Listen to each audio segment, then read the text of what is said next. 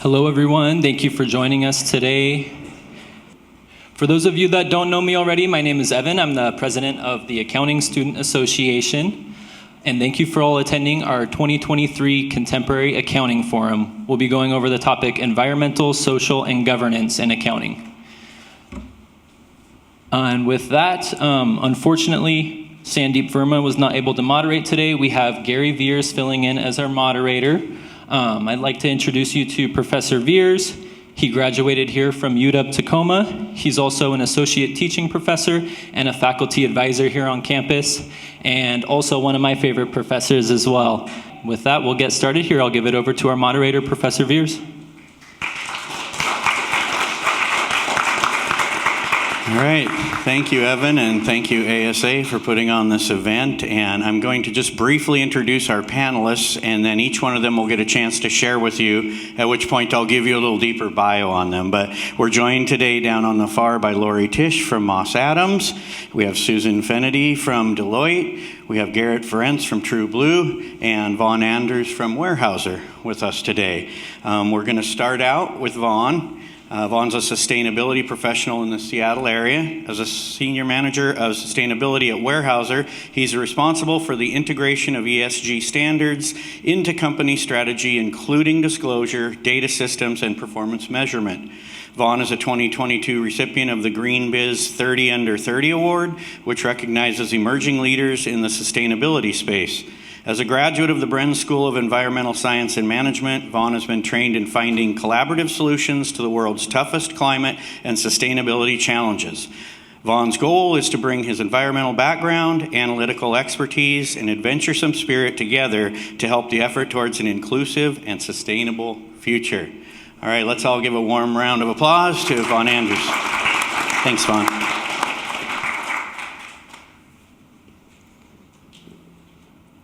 Everybody, good to be here. Thanks for the invitation. As Gary mentioned, I'm Vaughn Andrews. I work for Weyerhaeuser Company as a senior manager in our sustainability organization. A little background on Weyerhaeuser is we're North America's largest private landowner. We own about 11 million acres of timberlands in North America. And to give you some sense of scale, that's about the size of West Virginia. About a third of that land is up here in the Pacific Northwest, as well as 2/3 of that down in the southeastern United States. And we manage those timberlands on a sustainable basis. And in addition, we also have a pretty large manufacturing business of turning a lot of our timber into long-lived wood products.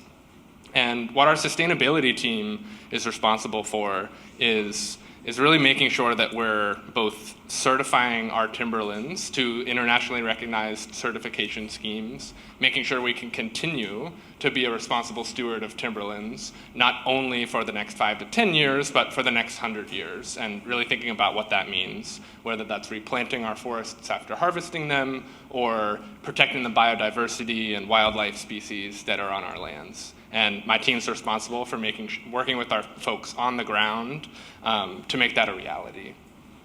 What I'm also responsible for is more related to the accounting side of things, calculating and reporting all of our environmental, social, and governance metrics. Whether that's from a greenhouse gas perspective or a social data perspective, thinking about the diversity of our workforce, whether that's from a gender, a racial background, or an age perspective, and making sure we have a really inclusive culture at our company. And then also from a governance perspective, thinking about who's on our board, what the right skill sets are, and really making sure those are the right skill sets to manage the wide range of risks that we're seeing in the world today. And so my team's responsible for a lot of those data that come in, whether that's an environmental data like a unit of natural gas, and then converting that into a greenhouse gas emission. And where I'm really excited to be on this panel today is helping think about bringing sort of more of that sustainability data into the financial accounting space. And what's really exciting in sort of my profession of the sustainability side of things is how much we have to sort of up-level our sustainability organization to meet the increased requirements of our data and our systems as that information is then brought into the larger company's story and particularly in our financial reporting and in our legal documents, that we're going to be held to sort of a higher standard from an accounting perspective. And so if I was out to sort of see somebody's resume come across my desk that had a mix of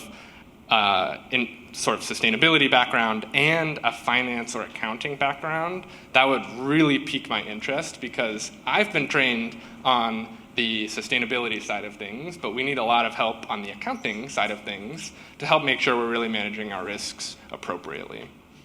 All right, thank you, Vaughn. Next up, we have Susan Fennedy. Susan's a partner in Deloitte's Seattle audit and assurance practice, where she serves large multinational audit engagements and focuses on providing ESG assurance services. Prior to her current role, Susan spent 3 years in Deloitte's National Office Accounting and Reporting Services, focused on providing accounting consultations and drafting Deloitte publications. Susan worked for 3 years as a professional accounting fellow in the SEC's Office of the Chief Accountant, establishing and enforcing accounting and auditing policies that enhance the quality of financial reporting, and represented the SEC staff at overseas meetings with foreign regulators and NGO representatives addressing ESG reporting matters. Susan serves as the Engagement Quality Control Reviewer for SEC registrants in the mining, steel, and electronics contract manufacturing industries. She obtained a Master's of Accountancy and Bachelor of Science degrees from the University of Missouri. She holds CPA licenses in Missouri, Washington, Arizona, and California. Additionally, Susan is a member of the UW Tacoma Accounting Advisory Board. Welcome, Susan. Thanks for having me. So we thought in my opening remarks it might make sense to just share a little bit more about some of the regulations that have already been put into place around climate, ESG reporting, as well as some proposed rules that are coming out. We won't go into great level of detail, but wanted to just level set to make sure we're all thinking about the broad, sweeping set of regulations that have been coming out. And I'll do this intentionally, but we're going to start in Europe. The EU passed what we call the CSRD, the Corporate Sustainability Reporting Directive. It was around November of just a few months ago. A lot of us went on Thanksgiving, holiday break, New Year's break, and now we're all starting to, as we've been back at work in January, start to digest the CSRD. But it's really important to note that this is much more broad than the SEC proposed rule. This will encompass the E, the S, and the G, not just climate, which is what the SEC has currently been focused on at this point, although there probably is more to come from the SEC on human capital later in the year. And so the really important part that is why we're talking about the European regulations here in this forum is that this will apply to all companies in Europe, public or private, if they have over 150 million euros of revenue. So that would be a US-based company that has a European subsidiary with over 150 million in revenue, which is a lot of US companies, public and private. So whereas private companies weren't necessarily focused on the SEC's release quite as much as public companies, Europe's regulations are actually applicable to any company that has revenue over 150 million. So that's a really significant regulation that's just come out. So it will be extensive in terms of what will be required to be reported.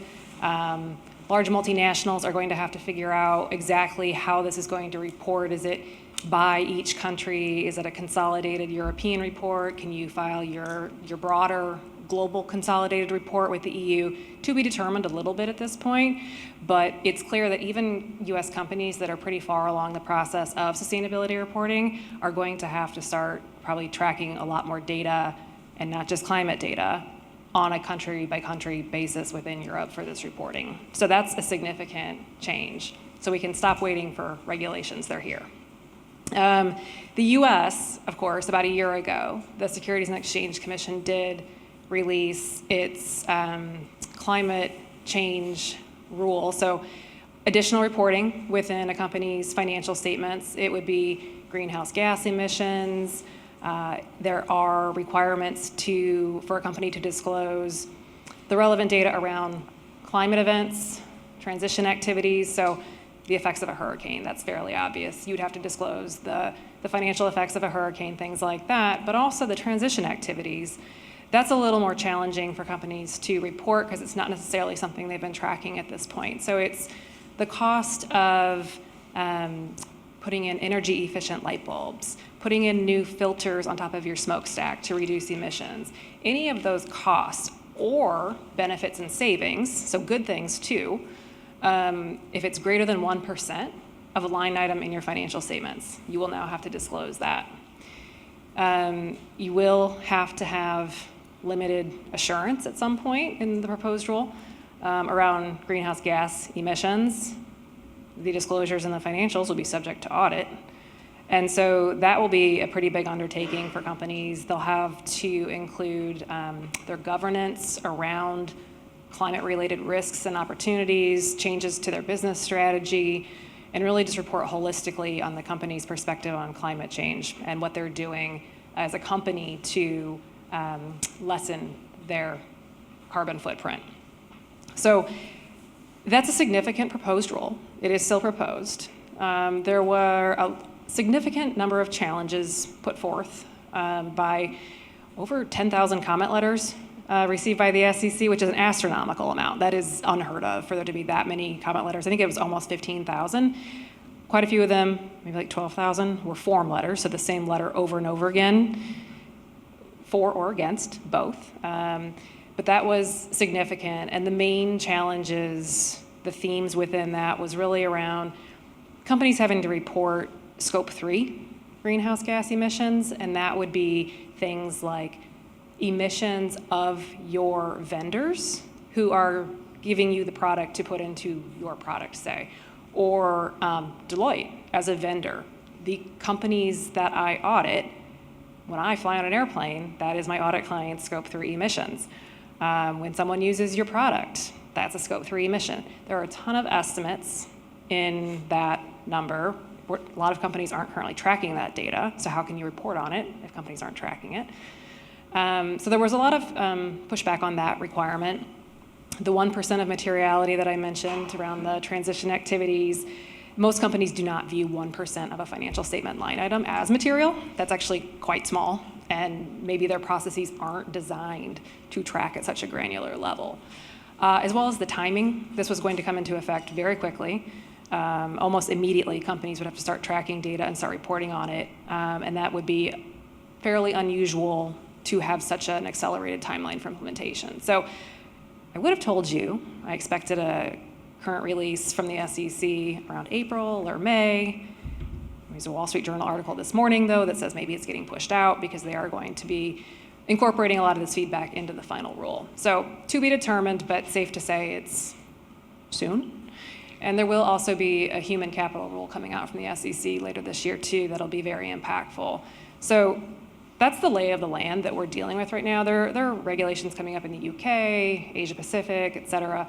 But right now, Europe has really blazed the trail and has the final legislation that is going to affect a lot of companies. And that's where many of us are focused right now over the next few months digesting that rule. So I'll pause there, maybe Gary, and turn it back to you. All right, thank you, Susan. We'll go ahead and move forward with our third panelist.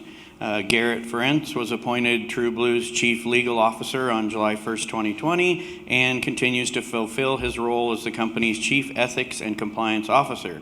He joined TrueBlue in 2007 and served in various legal and compliance leadership roles before becoming Deputy General Counsel and Chief Litigation Officer in 2018. Garrett was formerly employed by Perkins Coie. Prior to that, he worked as a prosecutor and a civil rights and employment attorney. He has litigated many cases before the United States Supreme Court, Ninth Circuit Court of Appeals, and various state courts across the country. He's a member of the Washington State Bar Association, Ninth Circuit Bar, United States Supreme Court Bar, and American Bar Association. He was also a member of the Order of the Barristers for Outstanding Trial Advocacy. He graduated from Seattle University School of Law and received his BA in Economics from the University of Washington. Welcome, Garrett. Well, hey, thank you. I just wanted to try to bring a different perspective, I think, to today's conversation. So you've got the one person in the room that has no relation to accounting at all. So be gentle with me. But there's a few thoughts where ESG comes in that touches so many professions. One is it depends greatly on who you are. So TrueBlue is one of America's largest staffing companies. We put to work about 800,000 people a year.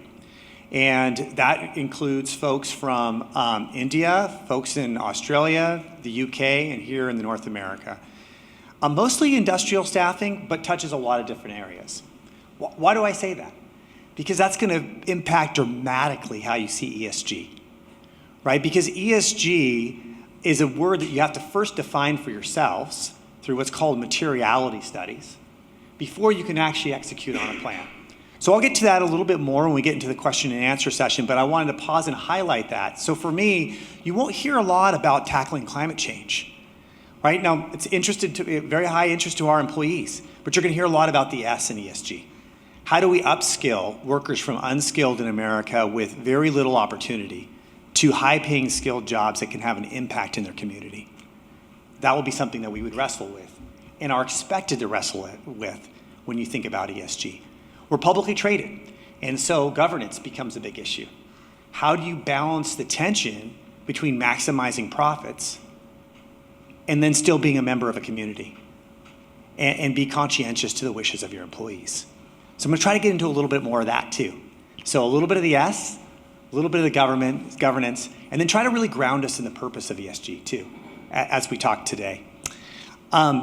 A little bit more background, though, about ESG and the perspective of a publicly traded company. I think we are now in a spot where we can safely say that it is table stakes for any publicly traded company in America to address ESG, right? What once was a debate, I think that debate has now been settled.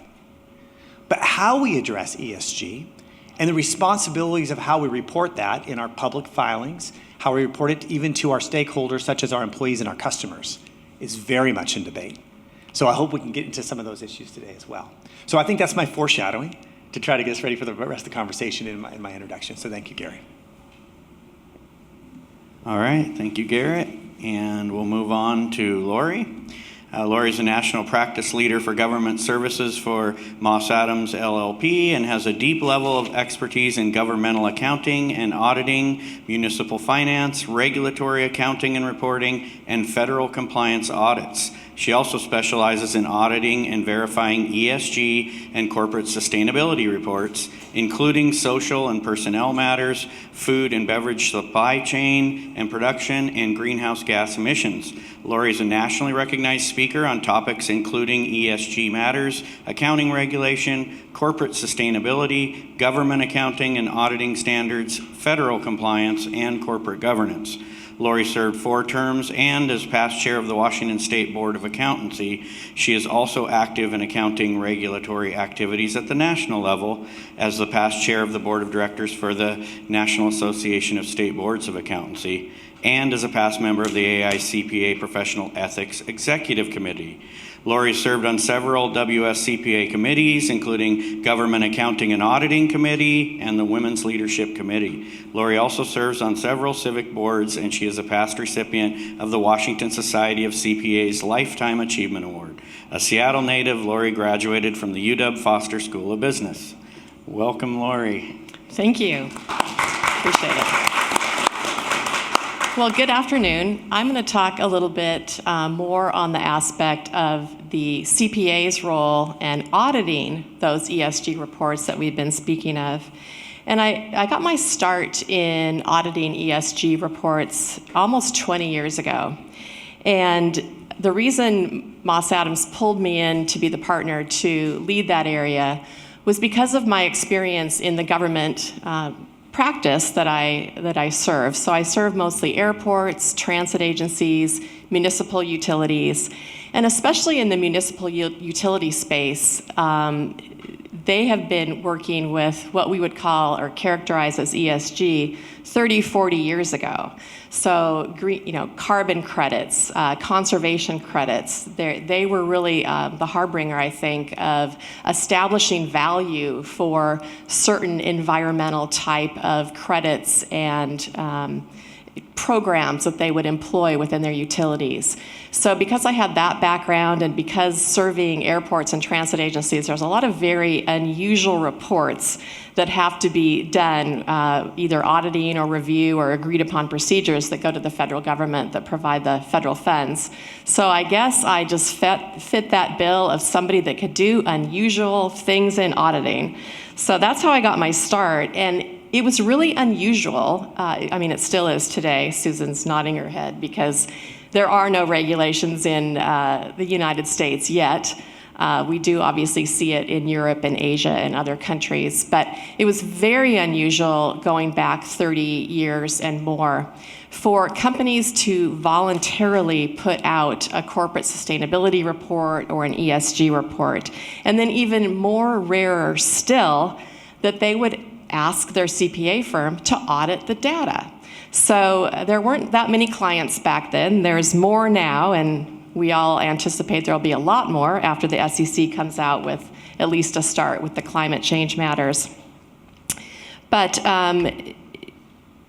just the fact that you think of those leaders in their own respective industries that cared enough to actually start measuring and documenting and publishing ESG statistics and key performance indicators, it really boggles the mind that we really do have companies out there in leaders in their own industries that have been doing this for 30 or 40 years and having them audited. And there's a lot of companies today, it's very popular, stakeholders are demanding it. We started seeing an upward trajectory in desiring ESG reports. Probably about 10 or 15 years ago, it started to become a little more popular. People were talking about it. Recruits to individual companies started asking about it. There were more stakeholder pressure. And then the recession hit, and we really saw it kind of take a back seat again, and the momentum really stopped at that point. But luckily, it's come back on again. I think especially when I look at those of you that are students now, and you're driving a lot of this, the generation that's coming up behind mine are really the ones that care and are really driving a lot of what's going on. So, we need more than just regulation to make this a thing, to make it a popular thing to have an ESG report or a corporate sustainability report. But of course, the regulations are going to be what really prompts a lot of companies to have those reports verified or audited. I also wanted to touch on why CPAs. Why are CPAs the ones that would verify those reports? And it comes down to the statutes that exist in all 50 states and all 6 territories of the United States that give the right and the license to CPAs to issue audit reports. No one else is allowed to use those words. It's a protected word by statute across our country. So when we're talking about an attestation engagement, either an examination or a review of data, even if it's not financial statements, but in our case, the subject today being ESG reports, that is solely under the purview of a CPA. So that is why we need to get the word out, I think, to business schools, and even before that if people are interested in ESG as a career, one very good path for that is to become a CPA and either join a company or join a public accounting firm where you can be involved with the design and implementation or audit and review of those ESG reports. The other thing I wanted to mention, and I think this will come up in our question and answer period too, another reason it just really fits into the CPA's area of expertise is in order to have a valid and accurate ESG report, the internal control systems that develop that data have to be as rigorous as a financial statement system. The way I explain it to my clients is I want to see the internal controls, the reviews, the monitoring, the data. I want to see that as rigorous as you would put into your payroll system or your revenue system or your cash disbursement system. It has to be at that level in order to be accurate and in order to be auditable. One of my favorite quotes, one of my clients is Ben & Jerry's in Vermont, and Jostine Solheim, who was the previous CEO, this is about 10 years ago. I was sitting down with him and going through some of the audit results, and he said, "Lori, saving the world is a nerdy business. Everything has to be measured and verified." And my eyes lit up, and I said, I'm gonna write this down, and may I please have your permission to use this quote in presentations, because to me, that just says it all. The fact that here is a leading company that's been putting out an ESG report for 40 years, since the company was of its inception, and they understood, hey, we just can't throw out numbers. We can't just throw out our aspirational goals or what we plan to do. This isn't a marketing document. It has to be as important as our financial statements, and therefore it needs to be audited.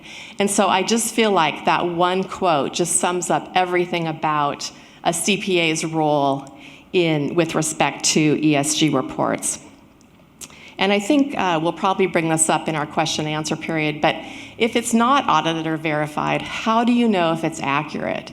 There's a lot of claims of what we call greenwashing out there, where a company is using a positive spin or claims, or maybe they don't even mean to be doing something that's not true, but they don't have the systems, the financial systems and the data to back it up. And that's, again, where you bring that auditor in and you can we help the company, we do consulting where we help them start it up, where we're saying, hey, use big data, data analytics, use dashboards, develop internal control systems. So these are things that CPAs do all the time with their clients in the financial arena, and it's exactly the same in the ESG area, where we want to make sure that companies' assertions are auditable. So with that, I think that was what I wanted to bring to everyone's attention with respect to the CPA role. So I'll turn it back over to Gary.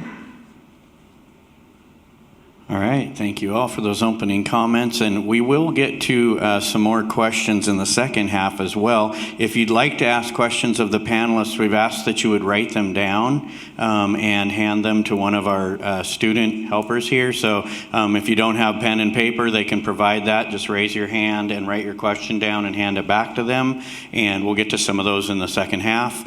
You can just hand it back and we'll bring them on up. Hopefully, time permitting, we can get to those, but maybe we can have a few questions up front before we take our break. Along those lines, Lori, where you were talking about helping your clients prepare, I'm just going to let you stay on a roll there. Maybe you could share with us how some of these clients are dealing with the cost constraint of setting up these systems and starting to collect all this data, and what maybe some of your advice and your roles has been in that. That is a great question, because of course a company can't spend their whole purpose on the ESG report, right? So we often say that ESG is also people, planet, profit, because you cannot forget that a company, whether that is a for-profit company or a governmental entity or a not-for-profit, they still need to have revenues to come in to cover their expenses. And so you can't certainly make the ESG a priority over the viability of the entity itself. But if done correctly, ESG brings so much value to a company. So think about recruits and the shortage of talent at almost in every industry today. Bringing in the people that a company wants, the top level talent, people care today about what a company's ESG policies are and the impact on the planet and reporting on it. And so again, you're going to get high value employees. You're going to be retaining those employees. How are you perceived in the community? Your brand. When I look at companies that have been doing this for 30 or 40 years, they're tops in their industry. They're leaders. They've made made ESG a part of their brand. And so that is where the value comes into play. So it's a little bit of a cop-out to say, oh, that's too expensive or we can't afford it, because if you're done right and it's part of that company's culture and you tie the data into the data systems that already exist in the financial statements, for example, as one area, or other operational systems, it is something that can be done and done just in conjunction with those other systems. Thank you, Lori. And speaking of top companies that track sustainability, Vaughn, you've been in that role for quite a while, and I know that Weyerhaeuser has tracked much of this for years, so maybe you can share about the importance of that in your company and doing that even before this onslaught of compliance is coming up. Yeah, so I think the point that Lori makes is really well taken. Both that companies need to care about their people, profit, and planet, but that also the companies doing it well really think about those things as being truly integrated with each other. And at Weyerhaeuser, as the owner of Timberlands and our wood products manufacturing business, if we're not managing our ESG risks, let's take climate, for example, if we're not managing our climate risk, then we're not being a good steward on the land. If we're not forecasting how climate change is going to impact our trees' ability to grow and be really strong, healthy trees 20 years from now, which, granted, is going to make us more money, but requires a really deep environmental knowledge of what's happening on the ground. We need to be able to balance those two things and really be taking this long-term view of having ESG integrated into our operations. So one of the things I've been focused on, and my team has for the last 4 or 5 years, has been thinking about the old systems we had to measure ESG impacts, and one of those would be greenhouse gas emissions. So we've been measuring and reporting on that number for 15 years now, and it's been mentioned on the panel before where there was this moment, maybe pre-2008 recession, where sustainability was also on the forefront of companies' minds. The recession changed that a little, but our system continued, and we continued to report on greenhouse gas emissions. But when we've picked that back up in the last 4 or 5 years, those same systems are still sort of chugging along. And I'll be honest, there's some Excel in there, and each different metric is in a different system. And so when I look at our entire ESG report, there's not just greenhouse gas emissions, there's 20, 30, 40 different metrics that are all being calculated, reported separately. And so our job as sustainability professionals in today's world is to really make sure, A, that we have those financial controls in place from our auditors, from our assurance folks, and then also really, there's Preston over there is on our internal audit team at Weyerhaeuser. He's been really helpful in his team in helping us bring those skill sets into our sustainability data. And so our work has been really to systematize all of these metrics in single places, make sure we have those controls, and when the SEC does issue its rules, whether that's April or soon, then we're going to be ready to meet those demands. And that's really what my team has been focused on over the last few years. Thank you, Vaughn. During this discussion, any of you panelists, if you have input on the other one, please jump in. Susan, maybe you can share a little bit. You talked about the international perspective, and I'm curious, we know the U.S. is lagging behind what Europe has done. And in your view or what you see, do you think not only we will catch up, but we may at some point be on the cutting edge of some of this in the future? Maybe you can share on that a little bit.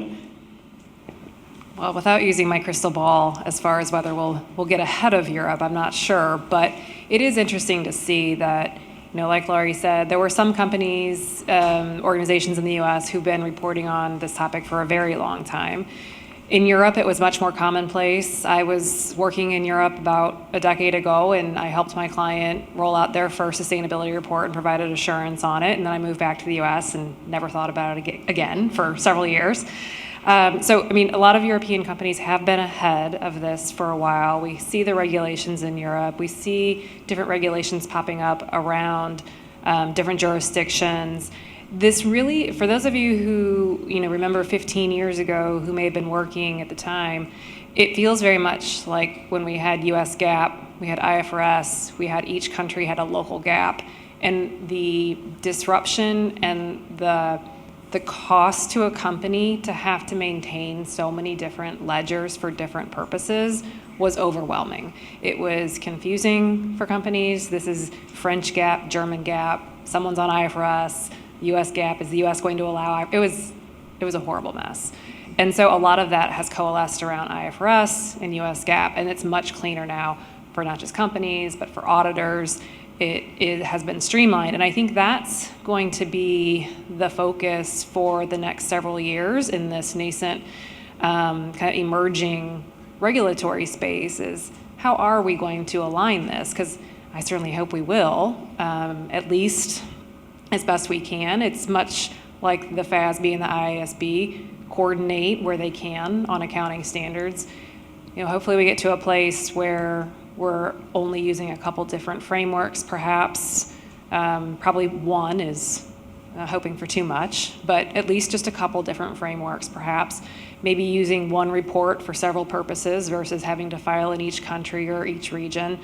But that's going to take a lot of time to work out. And so I think for multinationals particularly, it's going to be a challenge for quite some time to really figure out how we can align these frameworks.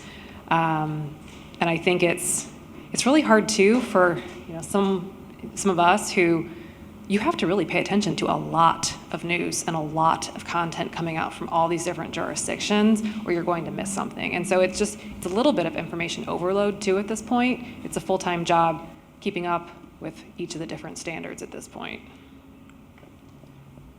I just wanted to add a comment on the frameworks. I completely agree with Susan on trying to get to one framework, especially as it relates to, say, climate and greenhouse gas emissions and anything that's regulated. But when I look at my client base, most of them actually develop their own company criteria that they hold themselves to.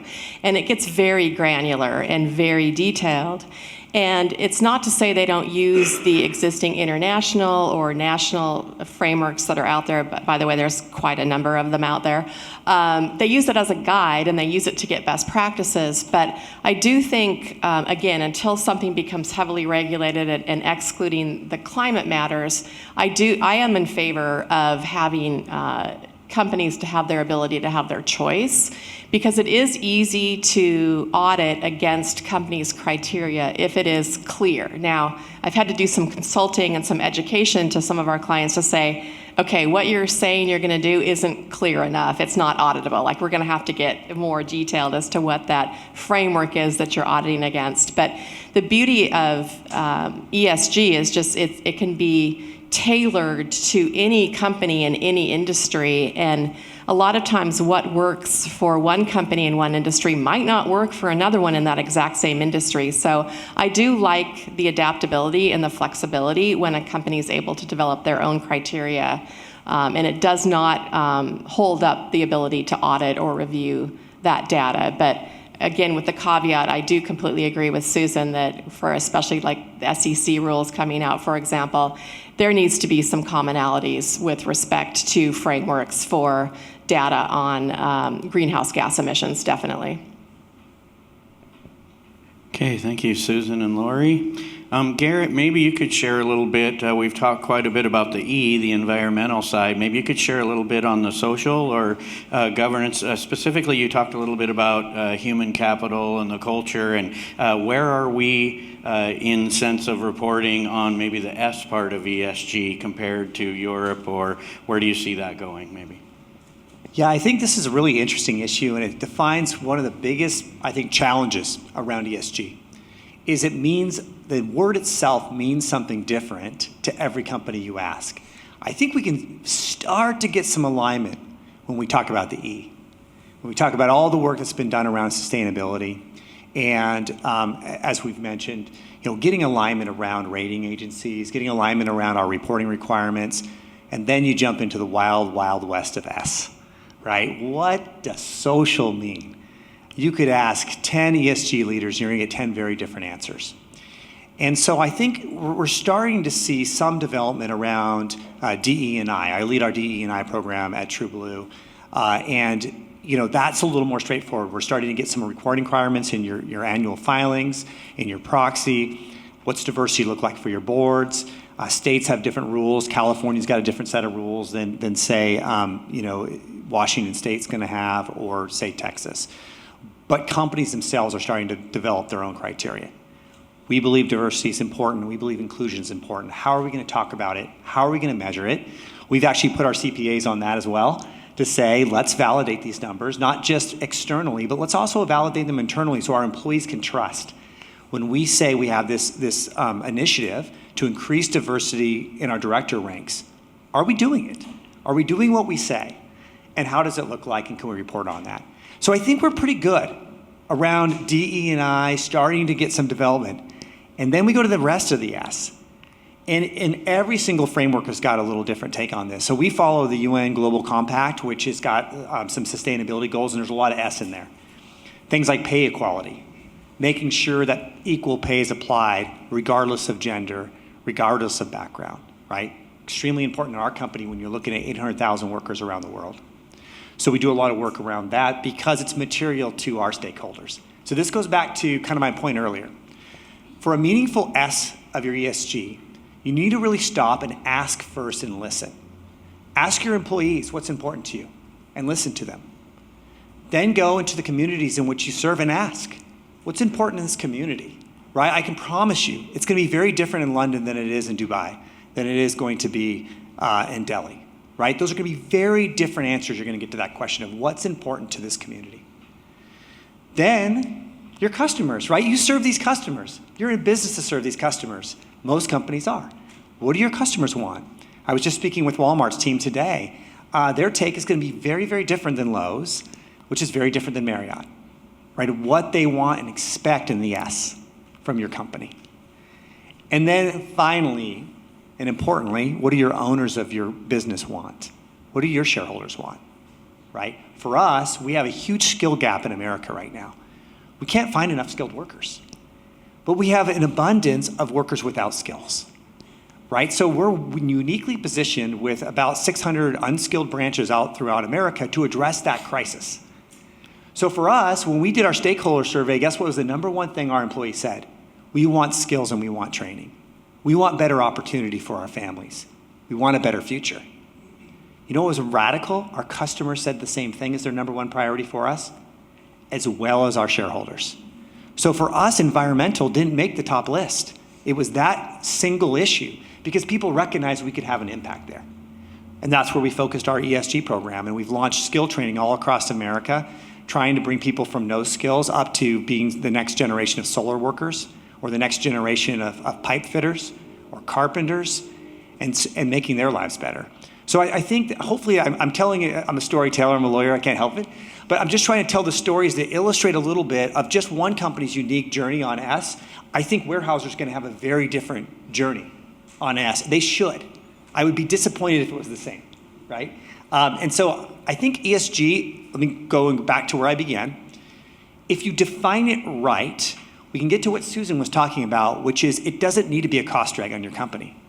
But I will also say and challenge, if it's defined wrong and the regulator defines it wrong, it can be very destructive. And so we all need to be engaged. All right, thank you, Garrett. And thank you all the panelists. At this time, we're going to go ahead and take our break. We'll break until 3 o'clock. If you have any questions of the panelists already during the break, you can find me and I'll take those from you. And then in our second half, again, if you have questions during that, please just hand them to a student helper. Please feel free to help yourself to some of the snacks and beverages back there, and we'll be back at about 3 o'clock. Thanks.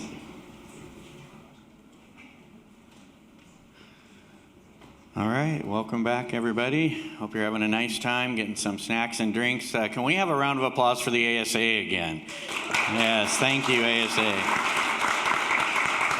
They do a lot of hard work behind the scenes to put this event on for you guys, so We really appreciate that. And they also have a lunch and learn coming up to learn more about ASA board positions for you students if you're interested in serving next year as a potential board member. So thought I'd get that little plug in while I had the chance here. And yeah. All right, so we're going to get into a panel discussion, Q&A part of this. So again, if you have questions that come up during this part, please just write them on a piece of paper and you can get them to one of the student helpers. Just go ahead and raise your hand when you have a question. They'll come grab it from you and we'll get it up here to me, time permitting. And also, I'll remind you at the end, you can get, if you're here for CPE, we'll have your certificate in the back for that, all right? So without further ado, let's do some panel discussions on some of these questions. We have a few from you attendees out there that we'll start with. This one should be fun. Maybe any of the panelists can share a story of a company that was reluctant to implement ESG, but were maybe surprised with the outcomes after implementation. Whether that was a good or a bad surprise, I don't know. I'll leave that to you, but maybe if you guys have a story you could share. I can start.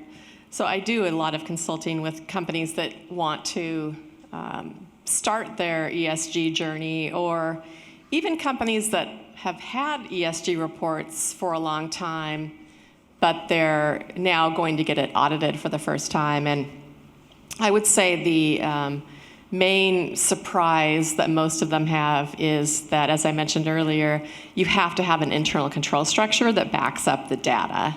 And you have to have a reporting mechanism, whether that's tied to your financial statement systems or a dashboard or something that compiles the data into a reporting format. And so just sometimes it's baby steps getting companies to that stage. I would say the other challenge is helping a company narrow down what they're going to report on. A lot of them are super enthusiastic and they want to just report on everything, and that's great, but if you're, at some point it's good to narrow it down. Think about who the stakeholders are, what is important to their own employees, what is important to their customers, what is important to that larger stakeholder community, and then really hone in on those key factors. Not everything in an ESG report has to be audited. A lot of entities pick and choose the factors that are most important to them. Obviously, when the SEC comes out with the ruling, there will be some required disclosures, and we think that will expand. But in the meantime, I always give advice to my clients to just figure out what's most important to you and the stakeholders. That's what you really should focus on, especially the factors that you would want to have verified or audited. Okay, anyone else with a story of maybe some reluctance or hesitancy? I will just add on that with the companies that I've worked with over the years who've been reluctant to do reporting in this topic, I think it's important to understand why that is. It's not necessarily because they don't care about the environment, they don't care about social, they don't care about things that we've been talking about. There are only so many dollars available to a company, right? And it's very hard to make those decisions about where to spend that money. The cost-benefit analysis, there are different perspectives on the benefits and what outweighs the costs and what doesn't. And I think it's just been hard for a lot of companies, particularly up until just a few years ago, to really get a groundswell support for doing so. And so I think we've seen a lot of change over the past few years on that, because people have proven that once you invest the money in this work, that it does pay dividends with employees, customers, the products, everything. There is a real business case to do this, and I think that's what we're starting to actually see some evidence of. But maybe from a company's perspective, Garrett, what have you seen? Yeah, I think this is a great point. This hits home for us when it came to doing our first carbon study. We had to hire a consultant. The price was about, let's say, $80,000. This hit my budget in particular in our legal department. We were about to hire a certified fraud examiner, and we had to choose. Are we going to and I knew, eyes wide open, if I don't hire that certified fraud examiner, I'm not going to be able to reach all the fraud that's happening. But on the other hand, my employees are desperate for us to make a stand on the environment. And then when it really hit home is I sat back and said, yeah, but our impact is around social. So am I really doing window dressing, so to speak, because the employees are clamoring for it? Am I doing it because the SEC is about to come out with a rule, so I'm preemptory striking? Or am I doing it because it's the best use of my resources at that time? And I did it because of the SEC, to tell you the truth. I would have rather put that money into fighting fraud, as well as investing it back into my people through raises or through a host of other things I could have done. Now I'm glad because we got ahead of it. We've now done a couple of years of that study. We're going to be very prepared when the SEC comes out with its rules. So retrospectoscope, it seems like the easy decision. But at the time, I remember really, really stressing about it. And your point is a good one. It comes down to choices, right? You're expected to hit your budget, and resources are scarce. And so these decisions become hard in practice when they're easy in theory. And I'll just add in again, just to come back to the original question about maybe some nervousness around this ESG topic. I would say that we are nervous, and when I think about the work we've done in the last year, opening our books for the first time for an auditor to look at our scope 1 and 2 emissions, there's no guarantee when you go into that project that your greenhouse gas emissions are going to be the same when you end the project. And so the company has to be okay with developing either the messaging, if the number does change, or trusting that the systems that exist today are close enough that the number's not going to materially change. And those are the sorts of discussions that we're having internally around, okay, well, what's going to happen when we do open up not just scope 1 and 2 emissions, but all of ES&G to a third-party assurance firm? And how comfortable are we with any of our numbers today? So, and if we're not, let's get on it. And how comfortable are we when they change? And I think there's a certain amount of leniency from investors and from stakeholders that say, hey, if you're putting in the energy and the dollars to invite a third party in to look at your numbers, then you're taking this seriously, and we're going to give you some credibility in being able to do that. All right, thank you all. Speaking of third parties, a nice transition. We had a question about maybe some potential third-party verification. So maybe either Lori or Susan, you could share on that. That would be great. Within each industry, there are a lot of third-party certifiers. Some of these third-party designations or certifications can be relied upon by an auditor, not all of them. One that comes to mind that we use frequently is fair trade. So we actually will send a confirmation to fair trade to get their input on whether or not, let's say, coffee beans are being grown in an organic manner or in the shade. Fair Labor Standards Act within that commonalities within each country that they're grown in.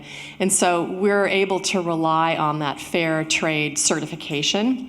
But again, it needs to tie back to what is the company's criteria that you're auditing against.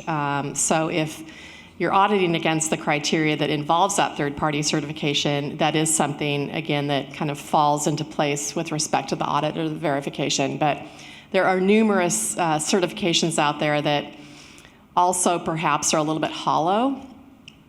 There's not really any federal regulations around what does organic mean, for example. So there's a lot of labeling that's out there, especially for food products, that is not necessarily going to hold up to be verified. Okay, thank you. Vaughn, you alluded to the investors. Maybe you could share a little bit with us on the investor expectations or what you're seeing in the marketplace regarding ESG. Yeah, absolutely. So in our conversations with investors, and what Weyerhaeuser does is every year, separate from talking financials with our investors, we host an ESG roadshow where we do individual reach out with each of our investors and allow them to ask us questions about our ESG practices. And at the highest level, really what they're asking us for is some confidence to be able to go and turn around to their clients whose money they're managing and tell their clients that their money is being sort of handled in appropriate ways, whether the client cares about climate change or diversity, equity, and inclusion. The financial institutions that are our shareholders really want to be able to tell their clients that their money is being put towards quote unquote good sources. And I think as ESG develops, the conversation around what that means, what good is really where some of the sort of more interesting and complicated discussions around ESG can be, because what is good to one person here in America is going to be very different in Europe or in sub-Saharan Africa, for example, and institutions have to manage everybody's money. And so ESG is a really, really complicated thing when we start to think about more global conversations. But with our investors, most of the questions they're asking us are around the targets that we've set. So not even that we're just measuring. It's great that we know our greenhouse gas emissions, but our investors and their clients really want to make sure that the targets we've set, whether to decrease greenhouse gas emissions or to increase diversity on the board or in the workforce, are really being thought about critically with the world in mind. Okay, thank you. Does driving the ESG agenda mean sacrificing company returns? That's a general question I hear. So can you add anything to that? So I see you looking at me, so I'll give my answer, and I'm happy to pass it to the rest of the panel as well. I would say absolutely not, particularly for Weyerhaeuser. When we're thinking about ESG truly being integrated into our company strategy, if we weren't thinking about how climate change, and I've referenced this before, if we're not thinking about how climate change is going to affect our ability to grow trees, then we're not being good tree managers. And so we really see climate risk in particular as financial risk. But not only on the risk side, also on the opportunity side. As our trees grow, they take in carbon dioxide and store that over the long term. And we're having conversations now about other companies who are going to have a really hard time decarbonizing. I'm talking about your aviation sector, your steel and your concrete sector, that yes, they can reduce emissions, but even if we're achieving net zero carbon emissions by 2050 as a world, there are going to be some companies that are still emitting carbon dioxide, and we can be a partner with them in the carbon offset market. They can pay us to sequester and store more carbon on the land, and our company and our board really see that as a big opportunity for us. And if we're not putting together the teams to evaluate that and then to execute on that strategy, we're also not taking into account or managing our ESG risks properly. And so it's not always a risk mitigation exercise. It can also be a big value driver. I'd probably add a little bit of a different perspective to just say maybe. And the maybe looks like this. If done right and defined right within the purpose of your stakeholders, usually you're going to be in a spot where they align perfectly. And I think Weyerhaeuser is a perfect example by the way where they are in the industry. I'm convinced it's an absolutely for Weyerhaeuser. Let me give you an example to illustrate where this came into real life this week. I have a head of sustainability who works for me, and she came and we were talking about a bunch of different projects to do this year. And she says, we need to buy green energy. I said, that's great. We're in the Pacific Northwest. We have lots of hydro dams. We're good to go. No, those don't count. She says, we need to buy this particular type of green energy, because hydro, and she gave me the list and all very valid reasons, and it's going to cost the company $1 million more a year. I said, okay, well then, where's the return on that? And we had a really good conversation about it. And I said, no, we're going to pass on that. We're going to invest that in people. We're in a spot where we might not be able to give raises this year because where the economy is. And if another $1 million goes out the door, we're going to just make that probability higher. With inflation where it is here in the country, I need to make sure we're looking at our low-wage workers right now. So there's a perfect example where if I just adopted under the umbrella of ESG and she defined it right as an ESG initiative that I must do, well, then our profitability would have been hurt, our low-wage workers would have been hurt.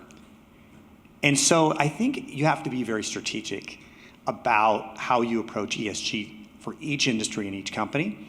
Moreover, depending on what regulation in the name of ESG is passed in DC or in Europe, absolutely you could sacrifice profitability, and absolutely not, depending on what that regulation says, because there's such a latitude of what people are defining as ESG. I was just talking to a gentleman in the audience where we had gotten a low rating by a European agency because we weren't a unionized shop.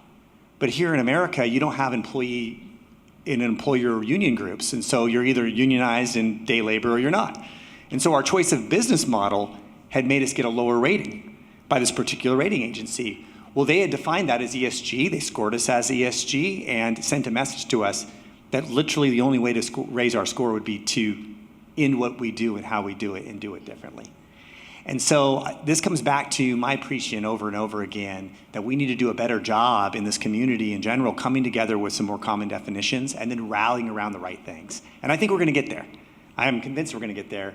It might just take a little bit of time. I would add on to that too around shareholder return.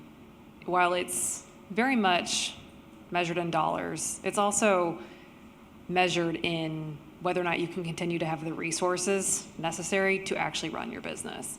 I mean, my audit firm, accounting firm, we are not a publicly traded company. I am a shareholder in my firm, so if you talk about shareholder return, it's very important to me.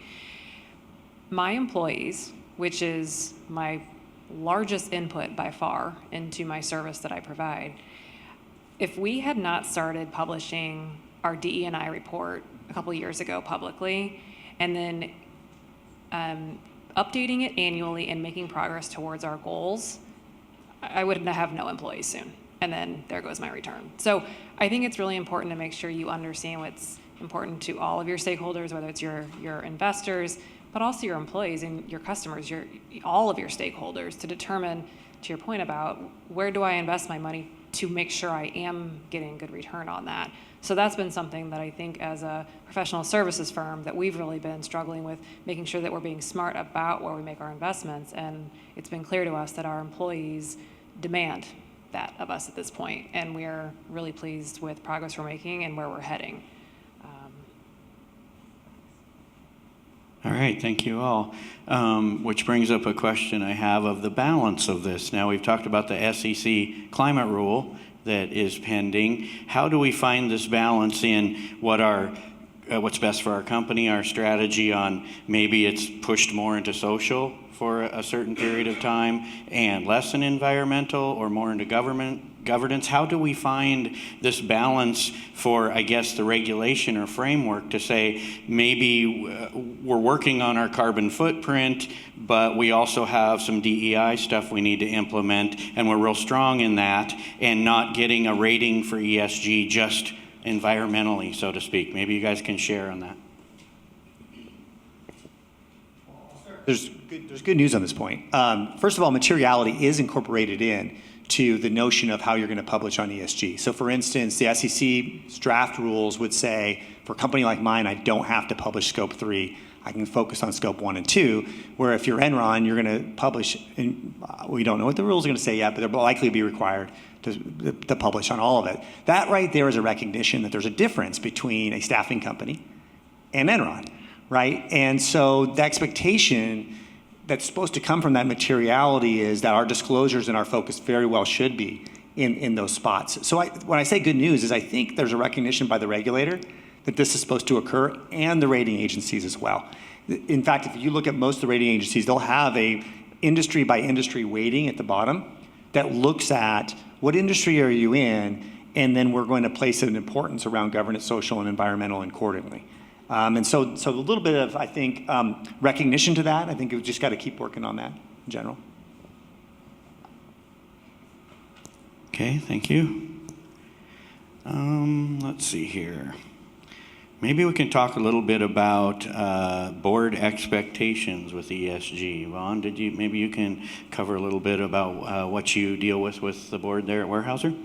Yeah, so we go twice a year from the sustainability side of things to the full board, once on our sustainability strategy. So that's more about what Garrett is talking about, where we are expected every year to determine what's material to our company from an ESG perspective. And as a large landowner, the E does come up quite a lot, but the S is also a big part. We have 10,000 employees, and over the past few years, there have been some certain sort of challenges in making sure that our mills are appropriately staffed to be able to run our business.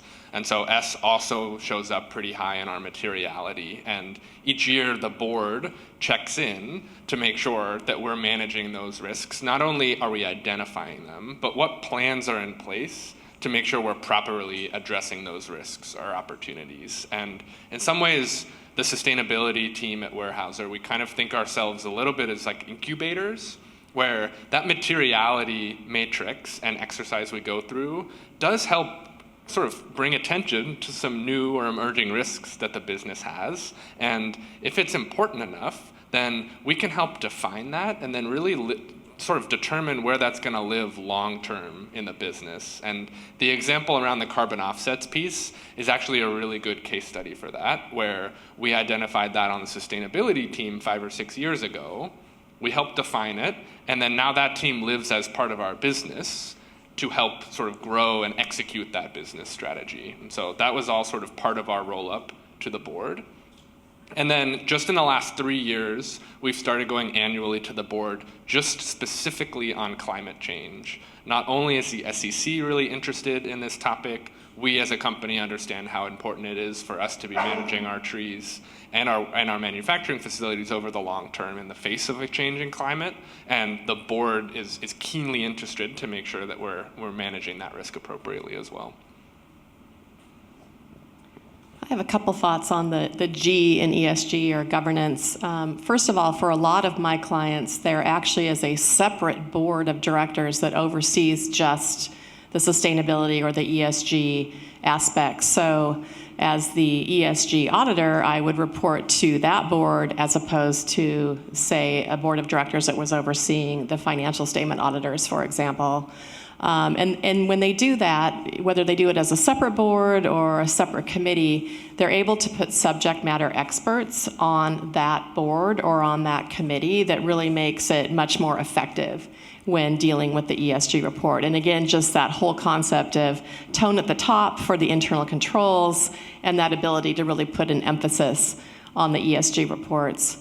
The other thought that I wanted to mention, because I think this gets overlooked a lot, the E's and the S's get all the attention. The G is important when you look at what are the goals and what are the key performance indicators around governance, around the board of directors themselves. If you look at the state of California, they actually have state law about percentage of women directors that need to be on publicly held entities. But it's much more than just gender. It's diversity in all kinds of areas. It pertains to goals that board of directors might set. It intersects with environment and with social because you can really draw in, okay, is the board doing an adequate job of setting that tone at the top and the goals and the KPIs for the environmental KPIs and the social KPIs that they're setting. So holding that board accountable, again, can be part of the topic as well. So the G gets overlooked a lot, but without the governance piece, the rest really isn't going to be effective. Yeah, I'll add that's why in our company we shifted ESG over to the legal department. It's because the governance piece is so important for a publicly traded company. So it'll be interesting to see where that trend goes because even though it's so much more and should be so much more than a legal exercise, if you get that piece wrong, the rest of it gets overshadowed pretty quickly. And so that's why it got moved over to me starting last year. It was like, hey, boy, we're feeling uncomfortable. Are we having enough board reporting on this? Is our sustainability report the way it needs to be ready for pending regulations? I think a lot of companies are going to start doing that, and it'll become more and more of a trend. The more and more regulation gets it'll become a more compliance exercise with supplementation by our accounting departments. All right, thank you all. We have a question on where does ESG fit into financial reporting? Is it just a note disclosure? Is it a separate sustainability report? Is it a line item? Can maybe you comment on where that's at now and where you see it going?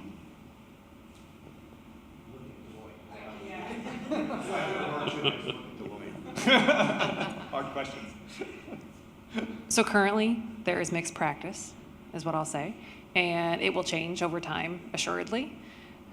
You see some companies do include certain ESG reports that are separate and apart from their financial statements that are filed with a regulator, or for private companies that, they're completely separate from the financials.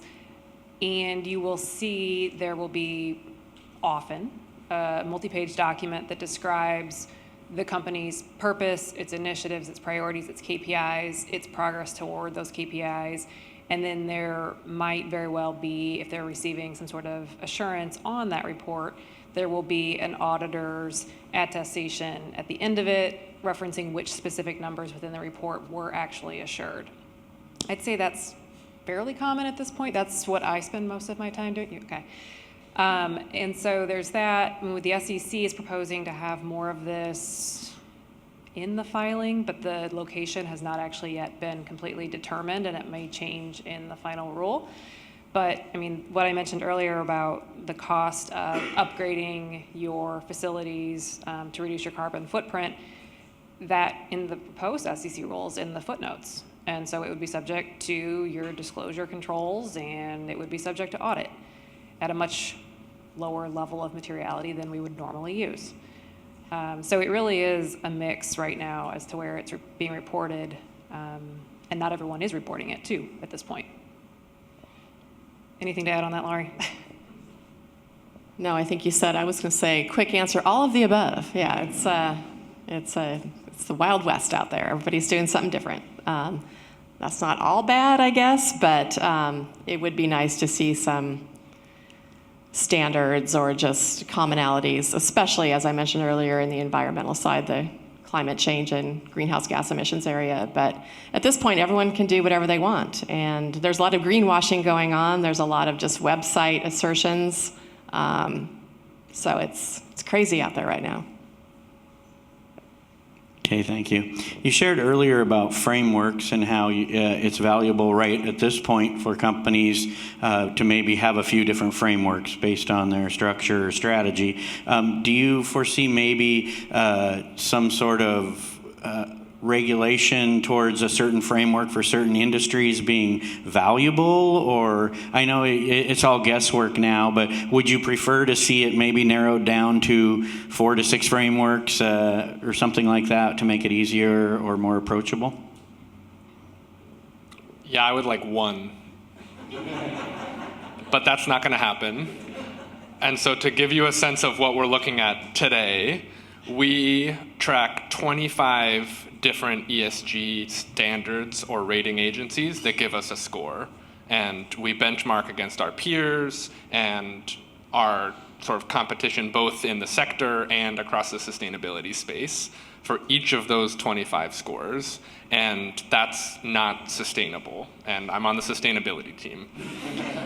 And so what we've done is really prioritize 6 of those key frameworks and said, yes, the others are going to be important, and maybe one investor cares about the other one. That's okay. We're still going to look at these 6. What's also true, though, is that investors build their own key rating different than the 25 that we're tracking. And so what has started to happen, the SEC is helping, Europe is leading, is there's some standardization just around the metrics. And if you get the metrics right, then the standards will hopefully follow. And as this sort of pendulum of ESG goes, I would say a year ago it was at its maximum sort of differentiation and Wild West. I've only been in the industry 5 years, and so there's probably a longer story to tell there. But as we the way to push that pendulum back towards the middle is more standardization, and it's also having more auditors and accountants be part of the process because they're really familiar with this standardization process. The whole story around GAAP is something that I think is a really good analog to what might happen in the ESG space. And so it's an exciting time to be part of the industry, and I have absolutely no idea what's coming in the next few years, let alone 5 or 10. Thank you, Vaughn. Anyone else want to add to that? No? Okay. how does the role of ESG play a role in attracting and retaining top talent? And if so, how does it play that role? Got a great story on this one. Recently, we were doing a board member search, and a little backstory of our company. We used to be called Labor Ready. We were a small little staffing company, started in Kent, Washington, about 20 years ago or so. And so we're still, we're about $2.5 billion. Sounds a lot, but that's actually a fairly small company in the grand scheme of things. And we were recruiting for outstanding board members, and we were not getting where we wanted to go. And so I called the recruiters. It's a very top-notch firm that does recruiting. They're named Russell Reynolds. They're really good. And I called them and I said, hey, I want to send you a 2-page report. It's called Force for Good. I use it in DC, but it really talks about our ESG initiatives and all the good that we do in the world. And I'm just asking you, I'm begging you really, to please send this out with the rest of your materials about our financials and all these things that you normally send. And we had an extremely talented individual from Hewlett-Packard who had declined call us back and say, oh, I just read your Force for Good, I'm all in. And so this individual who's now on our board, she had, during the pandemic, designed these 3D printers to print medical devices so hospitals could deploy all around the world during the pandemic. She single-handedly kind of came up with this idea, invented this. I mean, just a extremely powerful, fantastic, up-and-coming female leader, and she joined our board because of ESG. And so that's just one example, but I do think it fundamentally matters, not just from the bottom of the company and the next generation, it also matters to the top of the company as well, and can have a really big impact.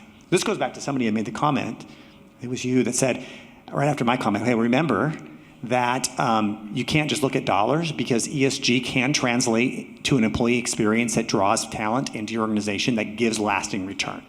And that is definitely true.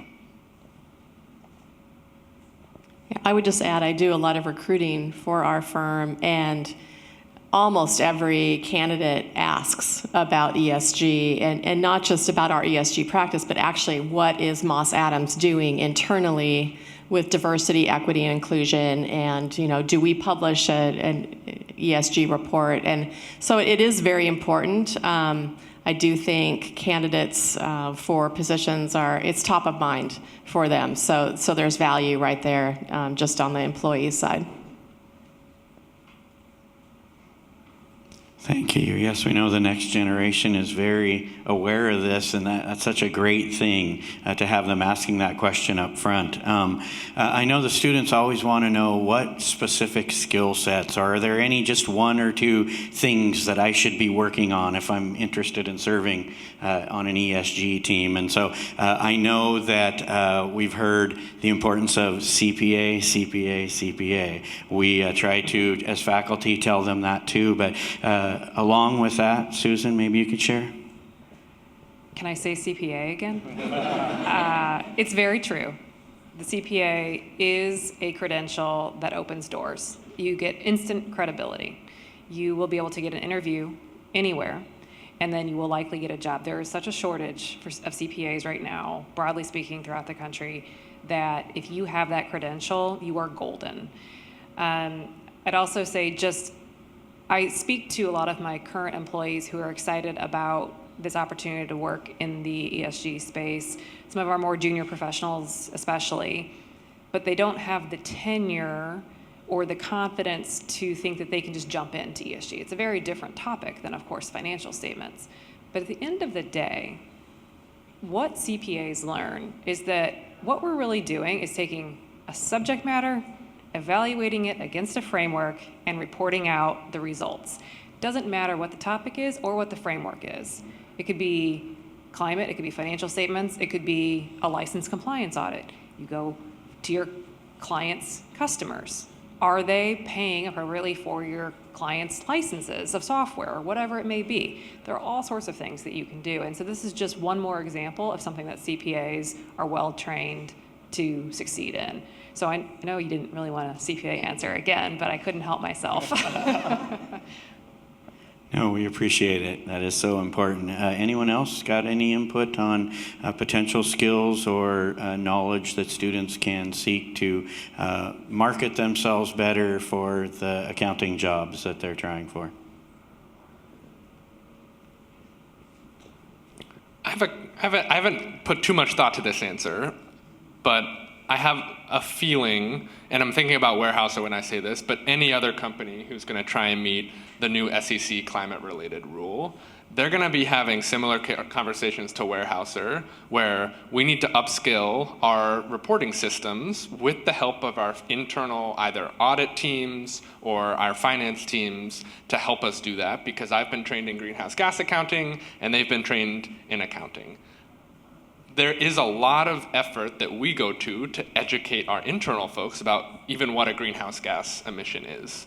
And so if there was any sort of, even a short course or some sort of experience you could gain related to ESG data and get some hands-on experience with handling it, understanding that when we purchase a megawatt of electricity from the grid, how that gets converted into a scope 2 emission. At the end of the day, it's math. It's not rocket science. It's really just multiplication. But having some sort of background, if you're a student looking to get into ESG, even from an internal company where it's not your full job, you're just helping the sustainability team do their job better, I think that would be a really valuable skill set to be able to sort of combine those two things. And if you had even a little experience, that would really go a long way internally into moving some of our projects forward. I think data analytics is key to everything. I know that accounting programs, I'm going to go back to the CPA thing here, watch me.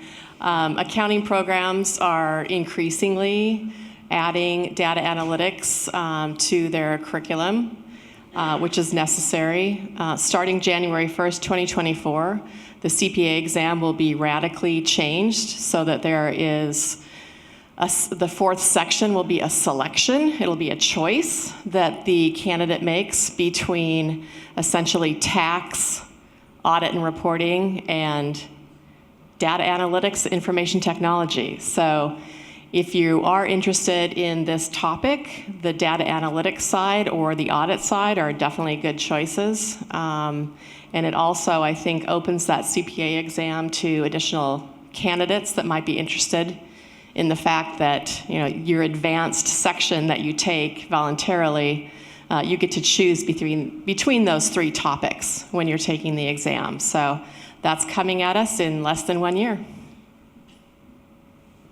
All right, thank you. And I'd be remiss at this point not to put in a plug for the UW-Tacoma Masters of Science in Accountancy, which does carry 2 accounting analytics courses to help prepare students in that, and of course tax and audit too, but very proud to have that be STEM designated and really trying to get our students here prepared to come work for you guys and deal with, you know, all things accounting, including ESG. So thank you all for that input.